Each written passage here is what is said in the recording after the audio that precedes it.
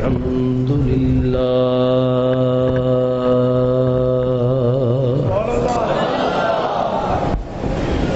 الحمد لله رب العالمين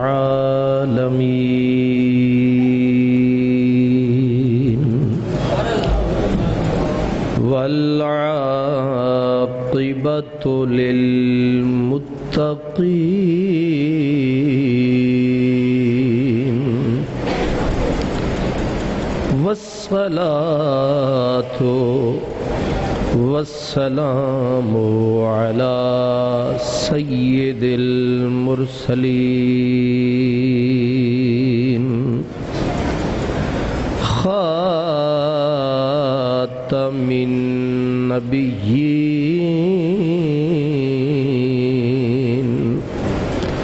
رحمة للعالمين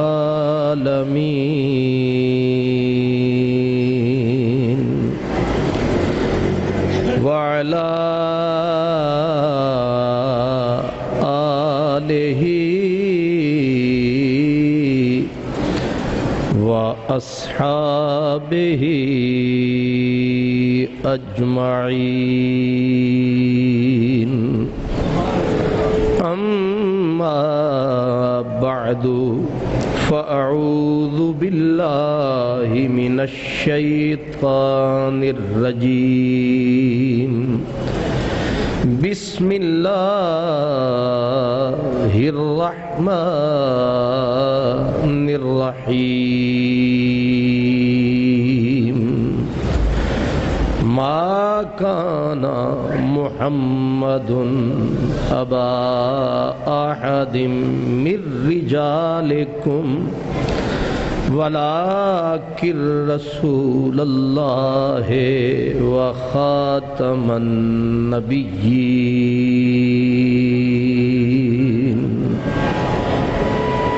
قال النبي صلى الله تعالى عليه وسلم أنا خاتم النبيين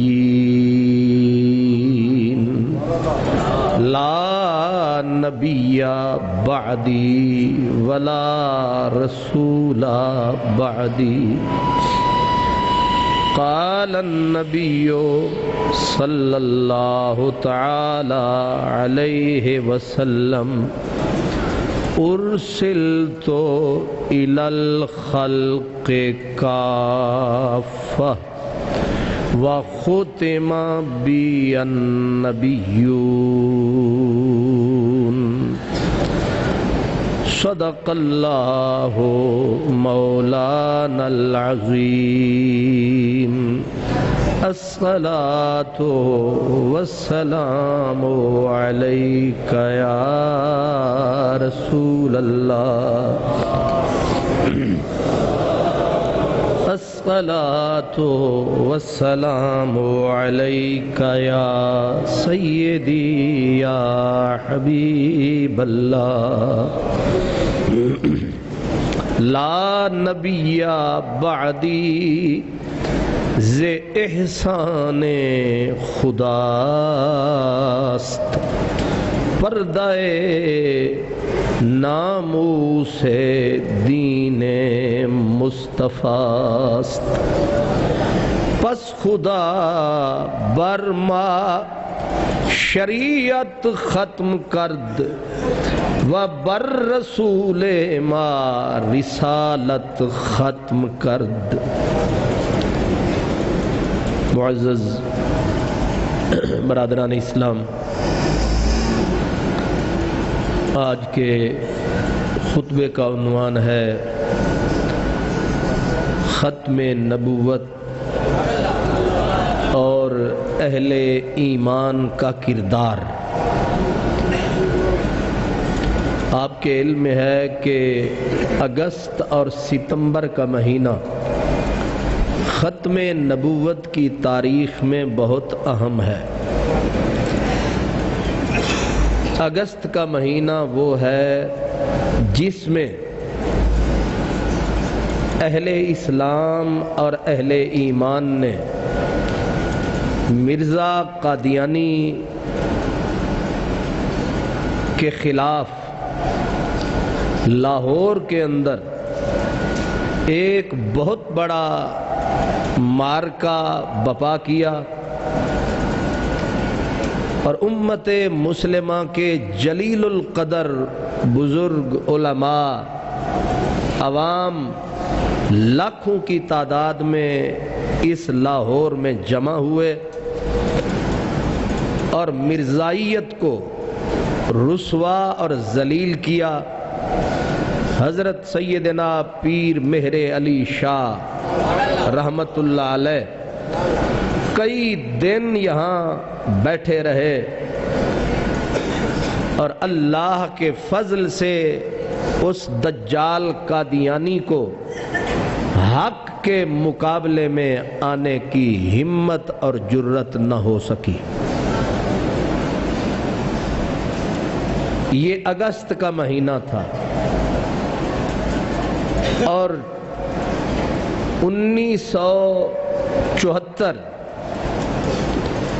ذوالفقار علی بھٹو مرحوم کے دور میں ستمبر کا مہینہ تھا۔ اگست کے مہینے میں پاکستان اسمبلی کے اندر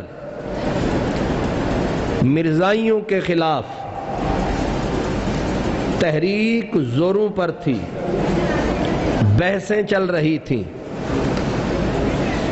غالباً 11 اگست 1974 کو اس دجال قادیانی کا جو جانشین تھا اس نے خود کہا کہ ہم اپنے دلائل دینا چاہتے ہیں اسمبلی میں۔ پاکستان کی قومی اسمبلی فیصلہ کرنے سے پہلے ہمیں سنے۔ تو 11 دن تک مرزا قادیانی کے خلیفے کو اسمبلی میں سنا گیا۔ وہ رویداد بہت لمبی ہے اور یہ بھی آپ کے علم میں ہونا چاہیے کہ یحییٰ بختیار جو پیپلز پارٹی کے اس وقت وکیل تھے، اٹارنی جنرل تھے، عبدالحفیظ پیرزادہ وفاقی وزیر تھے، اب بھی وہ زندہ ہیں۔ ان کی موجودگی میں مرزائی قادیانی نے اسمبلی کے فلور پر یہ اعلان کیا کہ ہمارے نزدیک جو لوگ مرزا قادیانی کو نہیں مانتے سارے مسلمان کافر ہیں۔ یہ آن دا ریکارڈ بات ہے، سرکاری ریکارڈ میں۔ تو مرزائیوں کو ہم نے پہلے نہیں، مرزائیوں نے پوری امت مسلمہ کو اسمبلی کے فلور پر قطعی طور پر کافر قرار دیا۔ اب جوازی نہیں رہا تھا کہ جو پوری امت 1 ارب سے زیادہ مسلمانوں کو کافر قرار دے،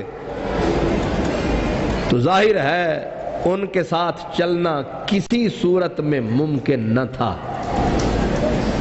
اس لیے اسمبلی میں آپ کو پتا ہے چون چون کا مربع ہوتا ہے، اور پیپلز پارٹی کوئی دینی جماعت یا مذہبی جماعت نہ تھی نہ ہے، ایک سیکولر جماعت، اور پوری پاور میں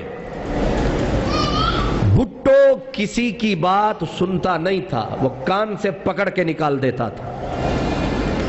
تو کوئی بات تو اس کے دماغ میں آئی کہ بھٹو جیسا آدمی، عبدالولی خان جیسا آدمی، غوث بخش بزنجو جیسا آدمی، ان لوگوں نے باقاعدہ دستخط کیے اور تحریک میں شامل ہوئے کہ قادیانی پاکستان کے بھی غدار ہیں، دین کے بھی غدار ہیں، قرآن کے بھی غدار ہیں۔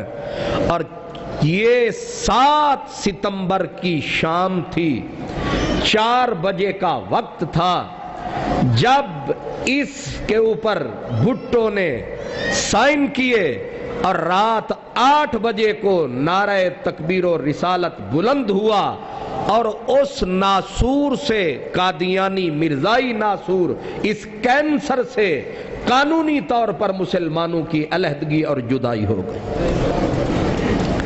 اس لیے اگست اور ستمبر، 7 ستمبر کو ہم یوم ختم نبوت مناتے ہیں، لیکن یہی حسن اتفاق ہے کہ رمضان المبارک کا پاکیزہ مہینہ ہے۔ رمضان المبارک میں پاکستان بنا، اور پاکستان کی بنیاد کیا تھی؟ پاکستان کا مطلب کیا؟ لا الہ الا اللہ محمد الرسول اللہ۔ اب ظاہر ہے پوری روئے زمین پر ایک ہی ملک ہے جو کسی نظریے کی بنیاد پہ بنا ہے، وہ صرف پاکستان ہے۔ سعودی عرب کوئی نہیں نظریے کی بنیاد پہ بنا، کوئی اسلامی ملک نظریے کی بنیاد پہ وجود میں، یہ واحد ملک ہے۔ آپ ہی بتائیں کہ جس کی بنیاد ہی لا الہ الا اللہ محمد الرسول اللہ پہ ہو، اس کی بنیادوں کو کھوکھلا کرنے کے لیے احمدی، مرزائی، قادیانی، انہوں نے جو ان سے ہو سکا انہوں نے کیا۔ لیکن میرے پیارے دوستو، جہاں آپ اور ہم ساری یادیں مناتے ہیں تو یہ یاد سب سے اول ہے۔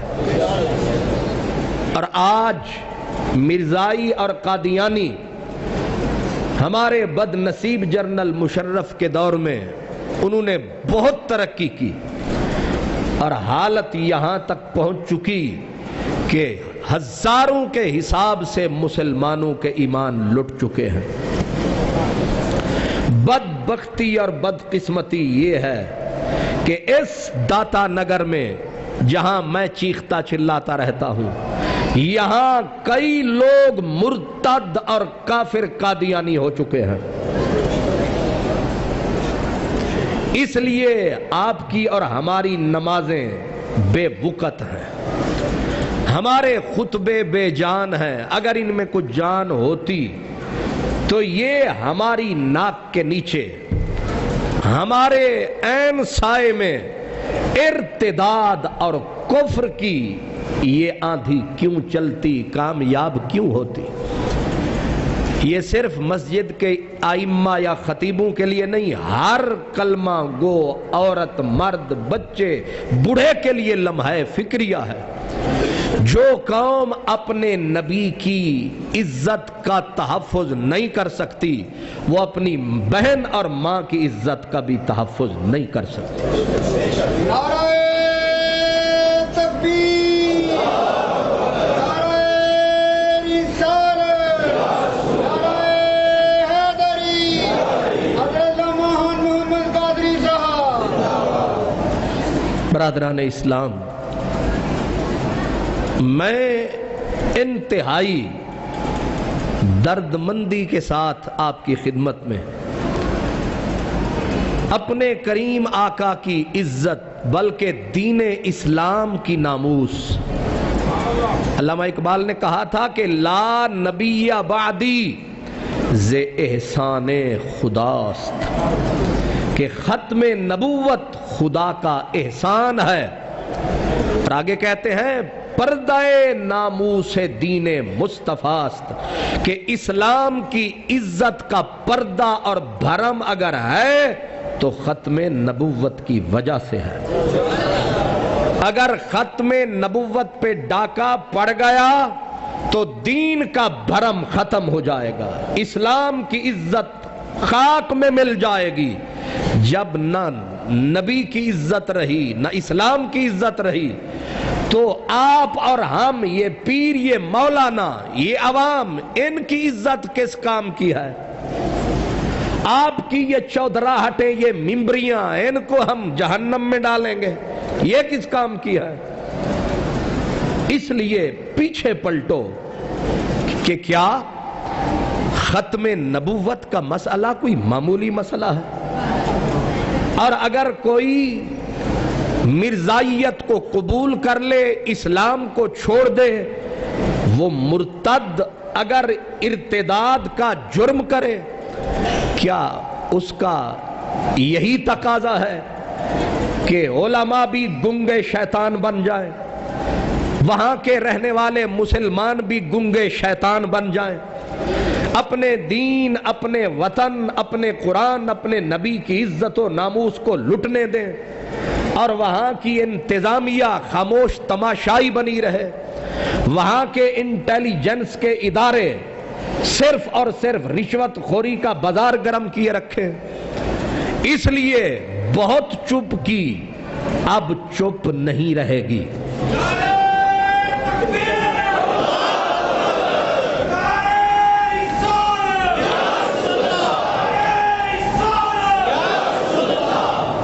میں انتظامیہ کو کھلے واضح واشگاف الفاظ میں کہہ رہا ہوں، اور پھر بھی کہوں گا کہ اگر ایک ہفتے کے اندر اگلے جمعے سے پہلے یہ لوگ گرفتار ہو کر قانون کے شکنجے میں نہ آئے تو سن رکھو، خطبے سے پہلے بھی کہہ رہا ہوں، پھر بھی کہوں گا، اگلے جمعے کا درود و سلام بادامی باغ کے تھانے کے سامنے ہوگا۔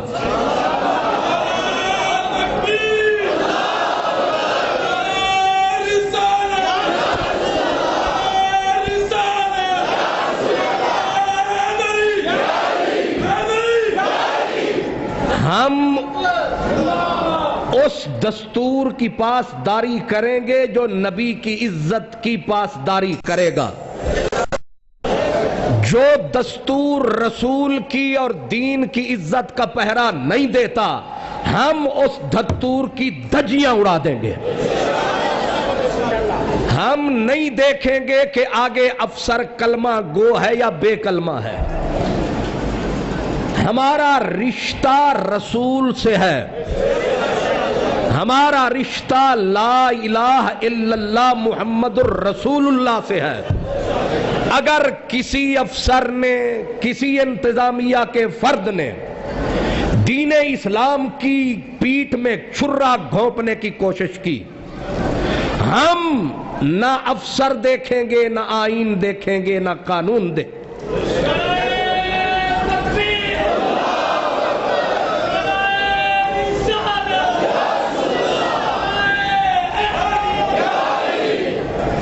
اگر انتظامیہ حضور کی عزت کا تحفظ کرے گی، اسلام کی عزت کا تحفظ کرے گی، آئین کا تحفظ کرے گی، ہم اس کی عزت کریں گے، ورنہ ایک لمحے کے لیے بھی اس معاملے میں کوئی کمپرومائز نہیں ہوگا۔ کیوں؟ اس لیے کہ ہماری آن اسی میں ہے، ہماری جان اسی میں ہے، ہمارا ایمان اسی میں ہے۔ ختم نبوت کے اوپر ڈاکے، سبزی منڈی سے چوڑے آ کر داتا نگر کو ربوہ بنانے کی سازشیں، دائیں بائیں سے جتنے یہ مرتد کافر کٹھے ہو کر یہاں غریب مسلمانوں کو لالچیں دے کر، کسی کو پیسے کا لالچ، میرے رسول کا فرمان سچ، فرمایا کہ مجھے خطرہ ہے کہ یہ تنگ دستی کہیں کفر میں نہ دھکیل دے۔ یا اللہ عزت کی روزی دے، سب کو دے، کیونکہ یہ رزق کی کمی بندے کا ایمان بھی چھین لیتی ہے۔ محنت کرو، رزق کمانے میں بھی محنت کرو، کیونکہ بندہ اگر غربت کی چکی میں پسنے لگے تو ایمان کا بھی جنازہ نکل جاتا ہے، جیسے ان بد نصیبوں کا نکلا۔ عورتیں مرتد ہو گئیں، نوجوان مرتد ہو گئے۔ اب یہ تحقیق کی ذمہ داری میری نہیں، یہ انتظامیہ کی ہے، اور آج میں انتظامیہ کو درخواست دے دوں گا، ورنہ طریقہ کار تو دوستوں نے یہ سوچا تھا کہ چپ کر کے اس فتنے کو ہاتھوں سے مٹایا جائے، لیکن کیونکہ پاکستان قادیانیوں کا نہیں ہمارا ہے، یہ دھرتی مرزائیوں قادیانی مرتدوں کی نہیں ہماری ہے، یہ داتا نگر بھی ہمارا ہے، یہ بادامی باغ بھی ہمارا ہے، اس کا امن بھی ہمارا ہے۔ اس لیے پہلے ہم وہ راہ اختیار کریں گے جو قانون بتاتا ہے، اور اگر قانون کا کوڑا حرکت میں نہ آیا پھر ایمان اور عشق اپنا رستہ آپ بنائے گا۔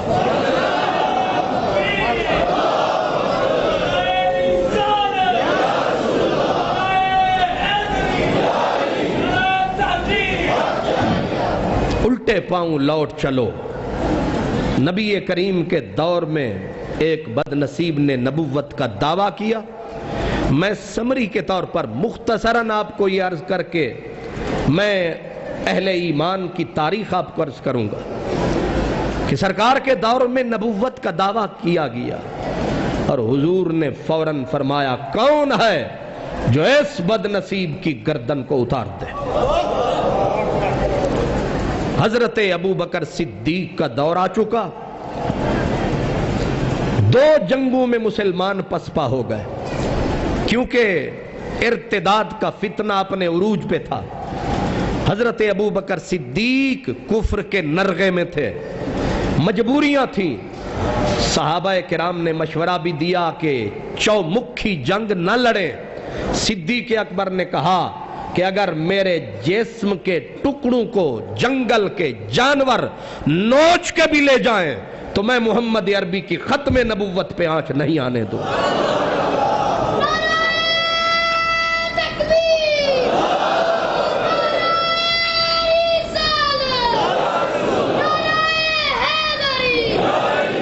نتیجتاً جنگ یمامہ ہوئی اور جنگ یمامہ کے اندر 1200 صحابہ کرام نے اپنی جان پیش کر دی۔ ختم نبوت کوئی معمولی مسئلہ ہے، ایک ایک جان قیمتی، کروڑوں پہ قیمتی۔ 700 حافظ قرآن صحابہ نے ختم نبوت کی عظمت کے لیے جنگ یمامہ میں اپنی جان کا نذرانہ پیش کر دیا۔ یمامہ کو انہوں نے اپنے خون سے لالہ زار بنا دیا۔ حضرت سیدنا حبیب بن زید آپ کو پکڑا اس نبوت کے جھوٹے دعوے دار نے، اس نے پوچھا کہ تو محمد عربی کو رسول مانتا ہے؟ انہوں نے فرمایا لاکھ بار مانتا ہوں۔ اس نے کہا مجھے مانتا ہے؟ فرمایا انکار کرتا ہوں۔ تو اس نے آپ کی انگلیاں کاٹی، کہا اب بول۔ آپ نے فرمایا صرف نبی میرا رسول ہے، میرا محمد عربی۔ اس نے پورا ہاتھ کاٹا۔ آپ نے پھر صدا دی کہ نبی صرف محمد عربی۔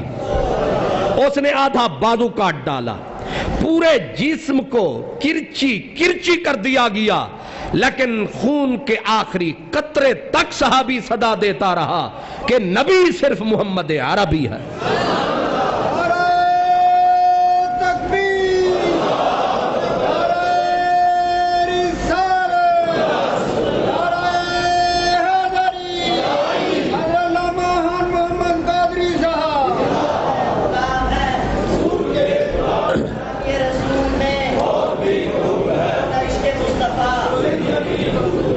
اب آپ نعرے نہیں لگائیں گے بڑی مہربانی، ٹائم بہت تھوڑا ہے۔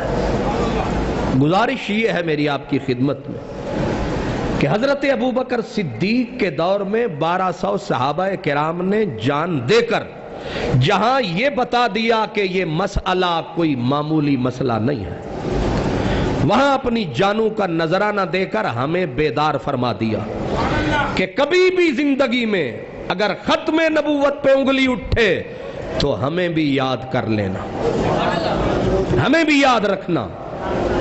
اور پھر یہ فتنہ جب بھی کہیں اٹھا مسلمانوں نے ایک لمحے کی تاخیر کیے بغیر جس نے نبوت کا دعویٰ کیا اس کی لاش کو انہوں نے چوراہے میں لٹکا دیا۔ کبھی بھی یہ مسئلہ امت میں مختلف فی نہیں رہا، پوری امت اس پہ مجتمع رہی ہے۔ کیوں کہ خدا تعالیٰ نے یہ ٹائٹل ہمارے نبی کو دیا، وَلَٰكِن رسول اللہ وَخَاتَمَ النَّبِيِّينَ، فرمایا میرا پیارا محمد رسول ہے اور خاتم النبیین ہے۔ اور حضور نے فرمایا انا خاتم النبیین، میری امت ہوشیار رہنا، سب نبیوں کا آخری میں ہوں، میرے بعد نبی کوئی نہیں۔ حضرت علی المرتضیٰ کو مدینے میں چھوڑا اپنا نائب بنا کر، اور فرمایا علی تو میرے لیے ایسے، موسیٰ کے لیے ہارون جیسے، لیکن خبردار ہارون تو نبی تھا، علی میرے بعد نبی کوئی نہیں۔ جہاں تھوڑا سا بھی شبہ ہو سکتا تھا، رسالت نے فوراً اس کو کاٹا اور واضح کیا میرے بعد نبی۔ فرمایا ارسلت الی الخلق کافہ، کوئی جگہ کائنات میں خالی ہے ہی نہیں جہاں کوئی نبی بن کے آئے، میں ساری کائنات کا رسول ہوں۔ ایک ذات صرف بچتی تھی، وہ خود رسول کی، کہ آپ تو ساری کائنات کے رسول، آپ کی ذات کا کون رسول؟ آپ کا بھی تو کوئی ہونا چاہیے۔ تو حضور علیہ السلام کے بارے میں امام سید تو کہتے ہیں انہو مرسل الی نفسہ، میرا نبی اپنی ذات کا آپ رسول ہے۔ اور پھر یا نبی اس لیے آتا ہے کہ کوئی کام رہ جائے، کوئی کمی رہ جائے، تو اللہ نے فرمایا کمی کوئی نہیں، الیوم اکملت لکم دینکم واتممت علیکم نعمتی وردیت لکم الاسلام دینا۔ ہم نے دین مکمل کر دیا ہے، ہم نے نعمت تمام کر دی ہے، اب کسی کانے کی ضرورت نہیں ہے۔ والضحیٰ کے مکھڑے والا، واللیل کی زلفوں والا، مازاغ کی آنکھوں والا آ چکا ہے۔ جب سراج و منیر آ جائے پھر کالے دیوے کی کیا ضرورت ہے؟ نہیں سمجھے؟ جہاں آب زمزم کی نہر بہ رہی ہو وہاں گٹروں کا پانی پینا کیوں؟ یہ نفاست ہے، یہ نزاکت ہے؟ نہیں، حضور کے بعد کوئی نبی، کوئی رسول، کوئی ذلی، کوئی بروزی، کوئی دو نمبر، بس چلے گا تو محمد عربی کا سکہ چلے گا۔ سرکار دو عالم صلی اللہ علیہ وسلم نے قرآن پاک نے بار بار کہا قل یا ایھا الناس انی رسول اللہ الیکم جمیعا، میرے نبی بول دے کہ اے لوگو میں تمہاری سب کی طرف اکیلا رسول بن کے آیا ہوں۔ کائنات کا کوئی چپا حضور کی نبوت سے خالی، کوئی ذرہ، کوئی علاقہ، کوئی گوشہ حضور کی رسالت سے خالی نہیں ہے۔ اس لیے حضور علیہ السلام خود بھی، اور خود تو خود جانور جو زمین پہ پھرتے تھے وہ بھی کہتے تھے کہ آپ خاتم النبیین ہیں۔ جنگ خیبر کے مقام پر وہ گدھا جو حضور علیہ السلام کے حصے میں آیا، حضور نے اس گدھے کو پکڑا، فرمایا تیرا نام کیا ہے؟ تو میرے نبی سے گدھا بول پڑا۔ حضور نے اس کو بولا کہ ہم تیرا نام یافور رکھتے ہیں۔ اب اس نے کہا کہ میری ایک گزارش آپ سن لیں۔ فرمایا بول۔ حدیث پاک میں آتا ہے گدھے نے کہا کہ میرے کریم میرا مالک ایک یہودی تھا، وہ مجھ پہ سوار ہوتا تھا، میں اسے دو لتیاں جھاڑ کے گرا دیتا تھا۔ کیوں؟ حضور اس لیے کہ میں اس گدھوں کی نسل میں سے ہوں جن پہ نبی سوار ہوتے رہے ہیں۔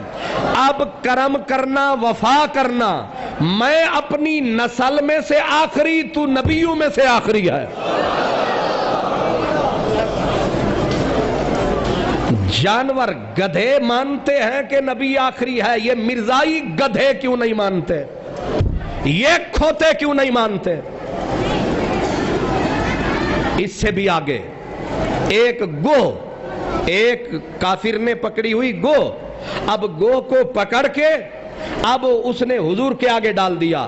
کہنے لگا اگر سچے ہو تو بتاؤ اس میں کیا ہے؟ اپنا تھیلا پکڑ کے بغل میں دبا لیا کہنے لگا بولو اس تھیلے میں کیا ہے؟ حضور نے فرمایا ایک جانور ہے گو. اس نے نکالی سامنے پھینکی, کہا اگر گو ہے تو روک اسے. حضور گو بھاگنے لگی, حضور نے فرمایا یا ادب رک جا گو. صدا لگی وہ قدم بھی نہ اٹھا سکی, پیچھے پلٹ کے آئی حضور کے قدموں میں اور اس نے کہا اب اسے بلوائیے. آپ نے فرمایا اے زمین پہ رینگنے والے جانور بول مانا نا ہم کون ہیں. اس گو نے حضور کو کہا انت رسول رب العالمین, آپ رب العالمین کے رسول ہو. اور اس نے پھر کہا آپ خاتم النبیین ہو. اس لیے حضور کی ختم نبوت سمندروں میں بھی, دریاؤں میں, ہواؤں میں, فضاؤں میں, آسمانوں میں, زمینوں میں حضور کی ختم نبوت کا ڈنکا بج رہا ہے. میرے دوستو, اہل ایمان نے ہر دور میں ختم نبوت کے مسئلے کو اپنے ایمان اور اپنی جان کا مسئلہ سمجھا ہے. اور جب پاکستان کے بننے سے پہلے مسلمانوں کو وہ خلافت کی تحریک چلی تو خلافت کا مسئلہ ترکی کا تھا, لیکن مسلمان یہاں بے چین تھے, بے قرار تھے. تو انگریز بدبخت نے اس نے کہا مسئلہ یہ ہے کہ ایک مسلمان مشرق میں ہوتا ہے دوسرا مغرب میں ہوتا ہے, یہ کون سا رشتہ ہے کہ کانٹا مغرب میں چبھتا ہے اور درد انہیں مشرق میں ہوتا ہے؟ کون سا رشتہ انہیں بے قرار کرتا ہے؟ تو انہیں بتایا گیا کہ یہ فاقہ کش جو موت سے ڈرتا نہیں کبھی, روح محمد ان کے بدن سے نکال دو, محمد عربی کی روح ان کے اندر سے نکالو. اب اس کا علاج کیا تھا کہ حضور کے مقابلے میں ایک نبی کھڑا کیا جائے تاکہ امت بٹ جائے اور اس کا کعبہ بھی الگ ہو, اس کا مکہ بھی الگ ہو, اس کا کلمہ بھی الگ ہو, وہ سارا کچھ الگ کرے تاکہ ان مسلمانوں کے سینے کو چیر کر دو لخت کر دیا جائے. اور اس کے لیے انہیں ملا تو کون ملا؟ ان کو ملا مرزا غلام احمد قادیانی, سیالکوٹ میں کلرک تھا. نبی بھی کلرک ہوتے ہیں یا کلرک بھی نبی ہوتے ہیں؟ اور ایسا غبی اسی عدالت میں سیالکوٹ میں امتحان دیا, مختاری کا امتحان میں فیل ہو گیا, ٹیوشن پڑھتا رہا انگریزی, اور انگریزی کتنا اس کی انگریزی ہائی تھی, کہتا ہے میرے رب نے مجھے وحی کی, میرے رب نے مجھے وحی کی. مرزے کو خدا تعالی وحی فرما رہا ہے.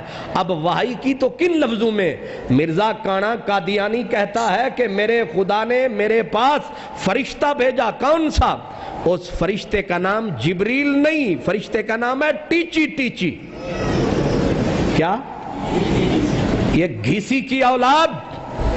کہتا ہے فرشتہ آیا تو مرزے کی ماں کا نام ہے گھسیٹی بیگم.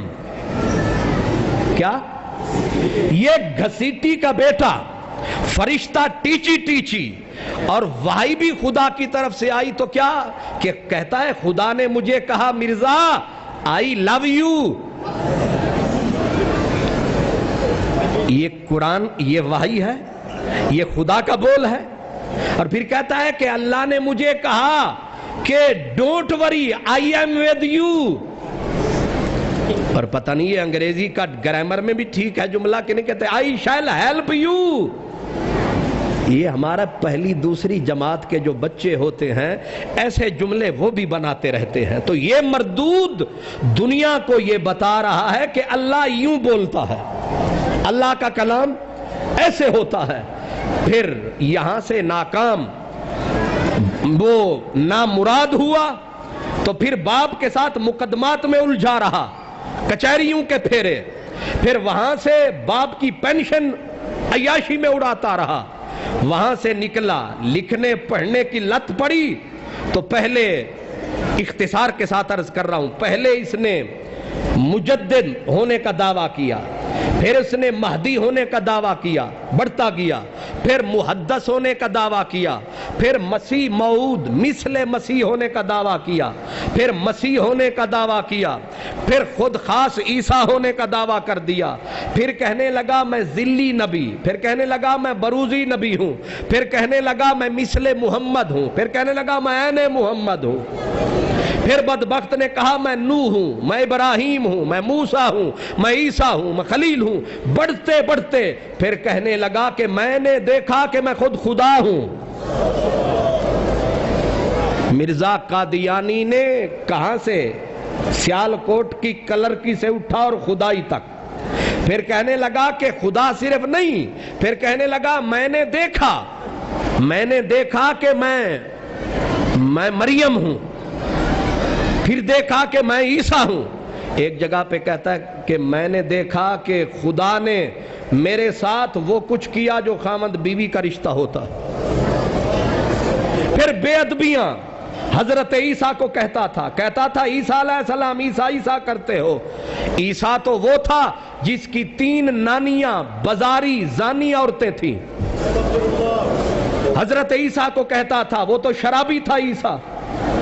اور پھر یہاں تک بڑھا، انبیاء کرام کی عظمتوں کو پامال کرتا گیا، یہاں تک کہنے لگا کہ مرزائیوں کو کہ تم قادیان آیا کرو، مکے مدینے کا دودھ سوکھ گیا ہے، وہاں جانے کا فائدہ نہیں ہے، اپنا کعبہ بھی الگ، اپنا حج بھی الگ، کلمہ بھی الگ، قبرستان بنا لیا جنت البقیع مدینے والے قبرستان کے مقابلے میں، اس نے مقبرہ بہشتی بنایا قادیان میں، قبرستان بھی الگ، یہاں تک کہ اس بدبخت مرزے کانے دجال قادیانی نے اپنی آوارہ بیویوں کو امہات المومنین قرار دیا